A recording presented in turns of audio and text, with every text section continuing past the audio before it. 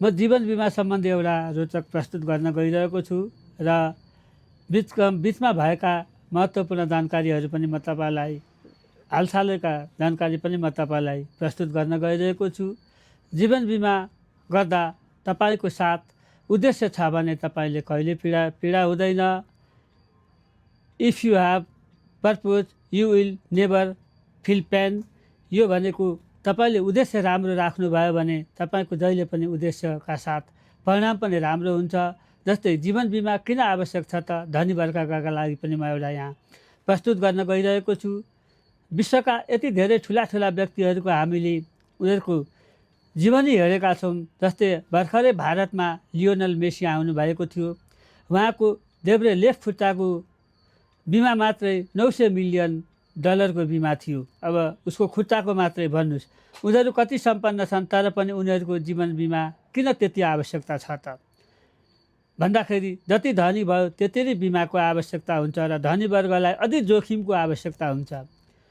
गरिबलाई धेरै त्यति जोखिम नभए पनि उहाँहरूले गर्नै पर्छ, धनी वर्गले गर्नुपर्छ। यी दुई कुराहरूले जति धनी वर्ग भयो भने उनीहरूलाई हरेक सम्पत्तिको दायित्वको त्यत्तिकै बोझ हुन्छ र जीवन बिमाले उनीहरूको बोझलाई मुक्त गरिदिन्छ। त्यसैले विश्वका महान व्यक्तिहरूको हामीले ठुल्ठुला बिमाहरू जसको बिलियनर्सहरूको पनि हामीले देखेका छौँ। भारतकै हामी कुरा गरौँ, भारतको एकजना हैदराबादको रेड्डी डाक्टर हुनुहुन्छ, उहाँ 500 करोडको बिमा 5 अरबको बिमा छ, त्यो हामीले देखेका थियौँ र पोलिसी पनि मैले ल्याएको थिएँ। त्यस्तै हामीले पनि नेपालमा जीवन बिमाका बारेमा हामी हुने वर्गहरूलाई नै ज्यादा आवश्यकता पर्छ, नहुने वर्गहरूलाई त त्यत्तिकै महत्त्वपूर्ण छँदैछ।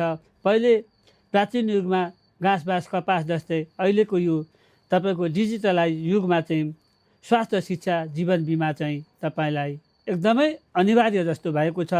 जीवन बिमा छ भने उसको जिन्दगी लाइफमा पनि त्यत्तिकै महत्त्वपूर्ण उपलब्धि हुन्छ।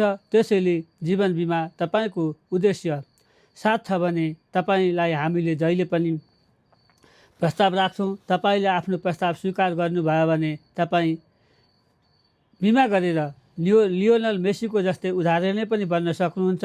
र विस्तृत जानकारी चाहिएमा म एमडिआरटी लाइफ मेम्बर धर्मराज भण्डारी, संयुक्त राज्य अमेरिकाको एमडिआरटीको मुख्यालय हेडक्वार्टरको आजीवन सदस्य पनि हुँ। तपाईँले जीवन बिमाका विश्वका लगभग 55वटा देश जति मैले घुमिसकेको छु। बिमाका अन्य जुनसुकै देशको तथ्य पनि तपाईँलाई आवश्यक पर्यो भने हामीले तपाईँलाई कुन देशको वस्तुस्थितिमा कस्तो किसिमको बिमा सुहाउँदो छ भनेर तपाईँलाई त्यही देशको वस्तुस्थितिको बारेमा पनि हामी प्रत्यक्ष भेटेर स्थलगत भ्रमण गरेर पनि हामी आएका व्यक्ति हौँ। त्यसैले नेपालमा पनि तपाईँ आफ्नो उमेरअनुसार आफ्नो गच्छअनुसार तपाईँलाई कतिको बिमा सुहाउँदो चाहिन्छ भनेर म तपाईँलाई त्यही अनुसारको बिमा लेख दिन तयार गर्दछु। त्यसैले तपाईँले यो भिडियो राम्ररी हेरिदिनु भएको र जानकारीमूलक सन्देशहरू अन्त पनि तपाईँले प्रसार गरिदिनु भयो भने तपाईँ लगायत अरू सबैको लागि पनि यो हितकारी भन्ने छ र हामीले प्राप्त गरेको ज्ञान मानवीय सेवाको लागि उपयोग हुनेछ भन्ने म आशा राख्दछु। धन्यवाद।